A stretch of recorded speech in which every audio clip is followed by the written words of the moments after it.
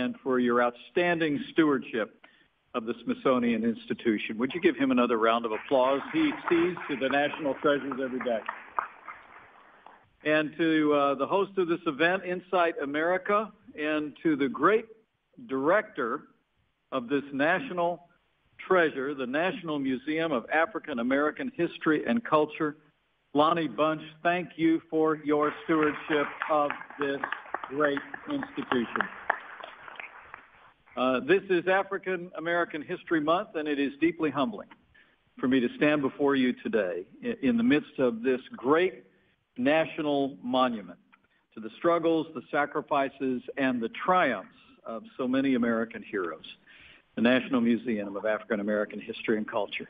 It is amazing to think of the progress. Lonnie and I were just speaking about it. The progress since the opening in the fall of 2016. As we stand before you today, nearly 4 million Americans have already made their way to these hallowed halls. Nearly 1 year ago, President Trump visited this museum and spoke on behalf of a grateful and proud nation when he said how deeply proud that we are to have a museum that honors the millions of African American men and women who built our national heritage. And so I echo those words today. It's also an honor to be with other distinguished Americans who sit before me today, but also sit on the stage, people who've helped bring about this morning's opportunities. Join me in thanking Senator James Lankford, Congressman Mark Walker, and Senator Joni Ernst for making time to be with us on this occasion.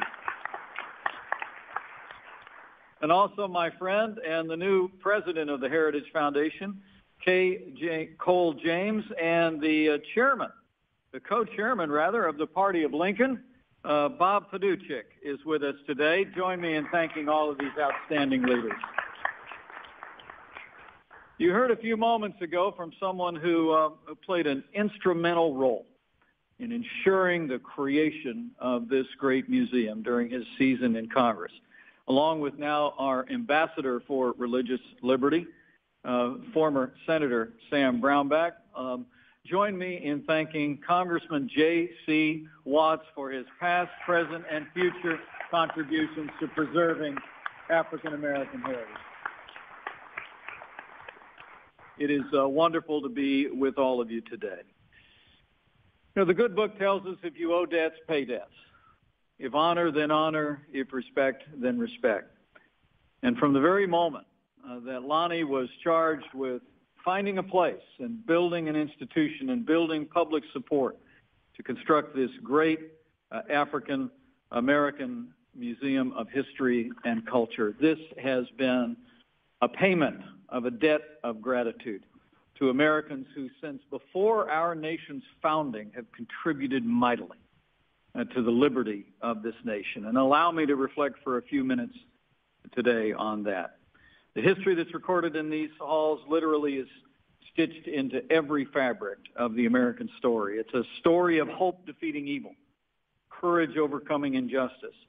But it's also a story of fellow Americans fighting shoulder to shoulder to claim their birthright of liberty and equality. For nearly a century, I'm proud to say that Americans have paid tribute to the authors of this history by setting aside time in February to celebrate African Americans and everything that they've contributed to the life of this nation. But since 1976 in particular, 200 years after our founders declared the immortal words that all men are created equal, we have celebrated African American History Month in February, and we always will. Now this year, the theme of this special month is African Americans in times of war. And as President Trump said in his proclamation commemorating this month, we remember all. We remember all those African Americans who, in his words, bravely fought and died in the name of freedom, while at the same time struggling to attain equality, respect, and the full privileges of citizenship.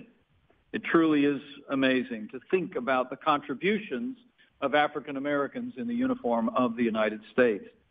It is accurate to say African Americans have worn the uniform of the United States and fought in every war since the American founding.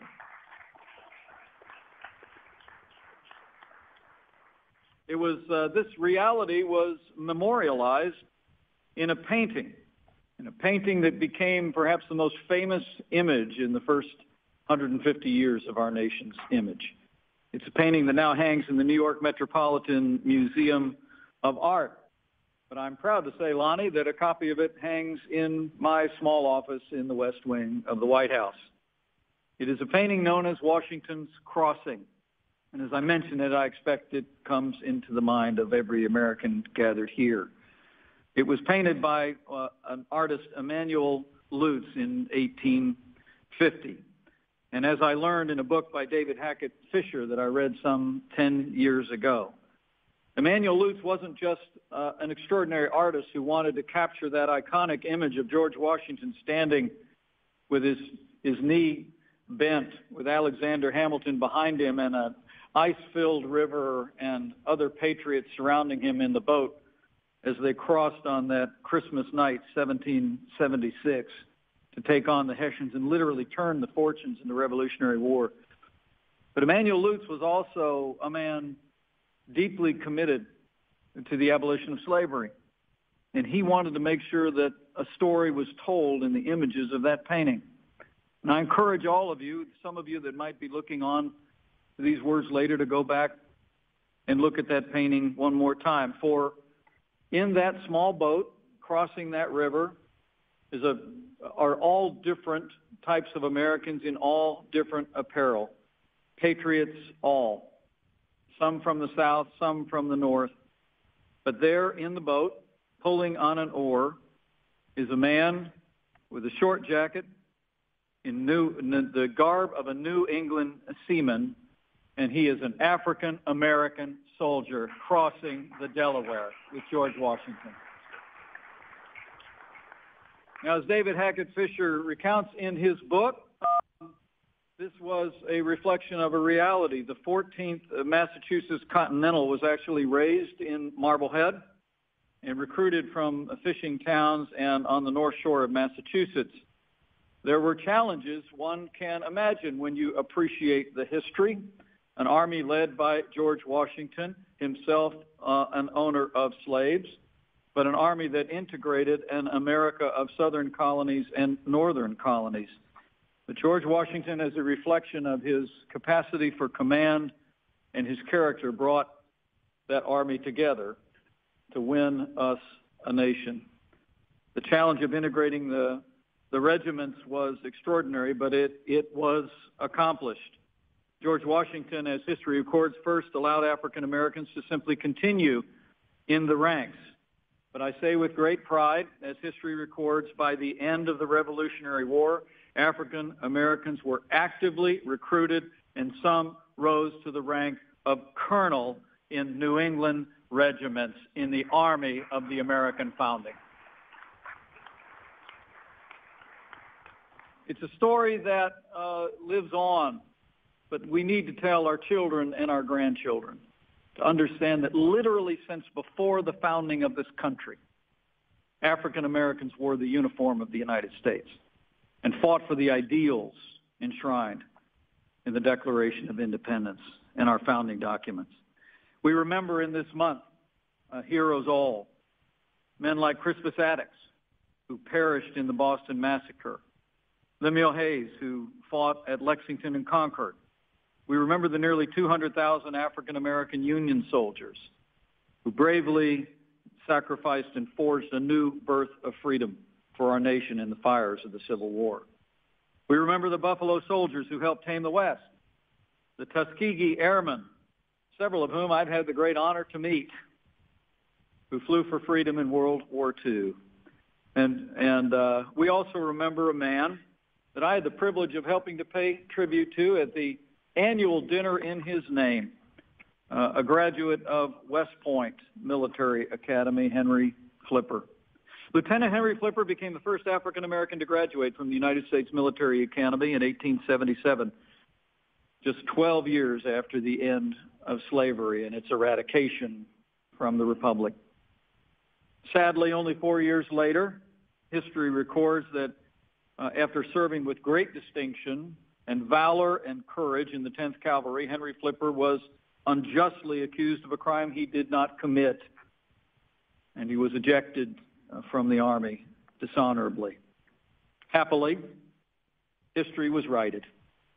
In 1976, the Army corrected this historic wrong and retroactively awarded Henry Flipper an honorable discharge, and his name and his service to America was restored.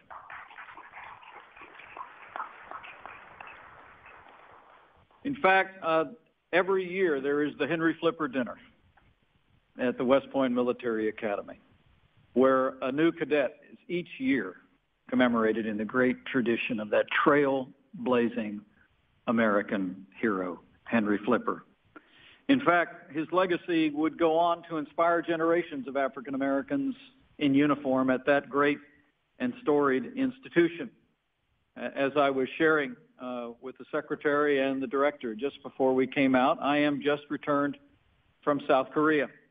It was there that I had the great privilege to be among the men and women who served in United States Forces Korea, as well as to meet with our allies.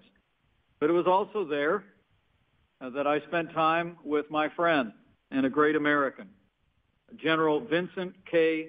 Brooks, the commander of U.S. Forces Korea, who was the West Point Military Academy's first African American cadet first captain when he graduated in 1980.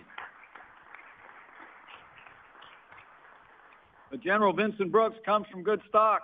We were with his wife, Carol. She herself grew up in a military family. But General Brooks himself, who I'm sure will be somewhat humbled, if not a little annoyed for me making a fuss about him this morning. General Brooks actually is the brother of General Leo Brooks, Brigadier General Leo Brooks Jr., and he and his brother are both the sons of Major General Leo Brooks Sr. This is a great American family in uniform and part of an extraordinary legacy of African Americans. So during this extraordinary month of commemoration, we think about all those who have gone before. We think about those who are serving now. But also, I'm very humbled to say it is an honor for me to be with the first ever female African American graduate of West Point. In fact, Sergeant Pat Locke is with us here today. Would you give her a huge round of applause for being another great trailblazer of African Americans? So thank you all for being here today. Thank you for being a part of African American History Month as we celebrate all these heroes. But as I close, let me remember one other hero in particular and the contributions that he made. Yesterday, we remembered the birthday of Abraham Lincoln, February the 12th. But tomorrow, we will commemorate the 200th birthday of his friend and a great American, Frederick Douglass.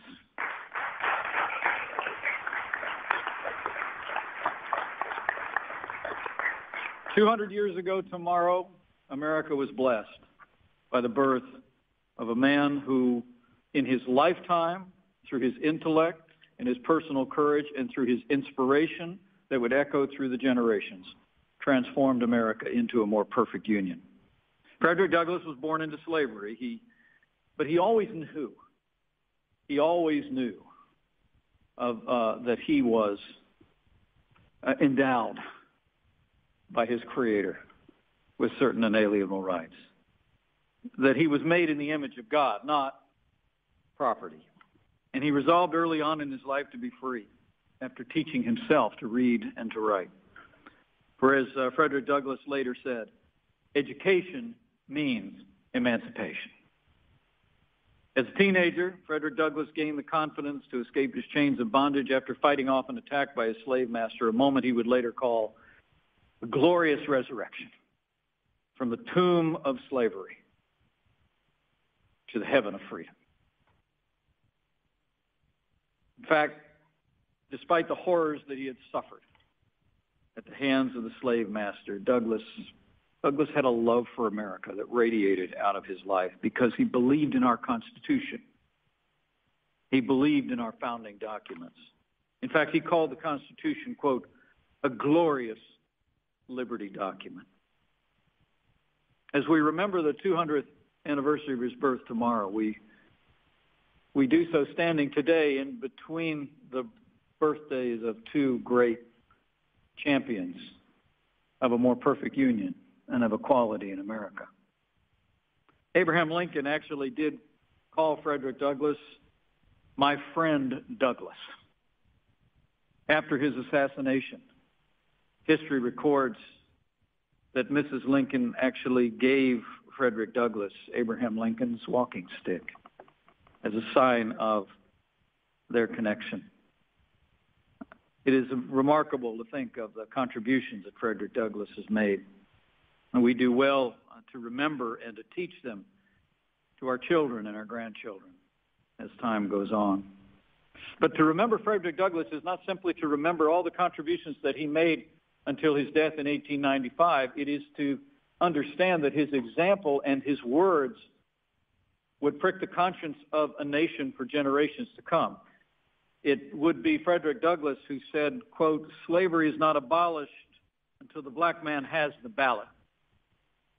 And those words would echo from his passing in 1895 until the passing of the Voting Rights Act in 1965. If you owe debts, pay debts. If honor, then honor. If respect, then respect. And today I thank you all for gathering in this really special place. Still new in its construction, but the memories that are enshrined here, the heroes that are remembered here, make this really hallowed ground for the American people. It's hallowed ground where we remember difficult past, but we remember our progress toward a more perfect union, a progress driven by the sacrifice, the courage, the idealism, and the service in uniform of African American men and women. But we also remember the faith of a community that I think has lifted this nation throughout our history. You know, the Bible says in 2 Corinthians, where the Spirit of the Lord is, there's freedom. And in 2010, my wife and I joined a legendary leader of the civil rights movement, my friend John Lewis, when we traveled to mark the 45th anniversary of Bloody Sunday in Selma, Alabama. We brought our children with us. It was an extraordinary experience we wanted them to have. To walk arm in arm across the Edmund Pettus Bridge with John Lewis, who 45 years earlier had been a part of that steady march of courage and sacrifice toward a more perfect union. But as inspiring as it was to be with my friend John, I have to tell you that the pastor I walked with left me with a profound appreciation for the role of faith in the progress that we've made in this nation. Dr. F.D. Reese is the pastor of Ebenezer Baptist Church in Selma. We had met when we gathered at Brown Chapel in Selma just for some prayer and fellowship before we made the walk over the Edmund Pettus Bridge. With John Lewis on one side and Pastor Reese nearby, he and I had a conversation. As those of you who have been there, and millions of Americans have, know that the Edmund Pettus Bridge is an old-style metal bridge that actually has a very high and severe peak over the river. You actually can't see the other side of the bridge when you start up. And I'll never forget, as we were walking up the bridge, realizing that what they would see on that day 45 years earlier when they came over the crest of the bridge would be a sea of flashing lights, police officers on horseback and the threat of violence against them for the protests, the peaceful protests that they were conducting. I turned to Pastor Reese and I asked him very sincerely that when they came over and they saw that sight, I said, "Did you ever think of turning back?" And he said words I'll never forget. Pastor Reese put his hand on my shoulder the way old men sometimes do with younger men. And he smiled and he shook his head. And he said, "Mike, we had just prayed through it at Brown Chapel and we decided to go on regardless."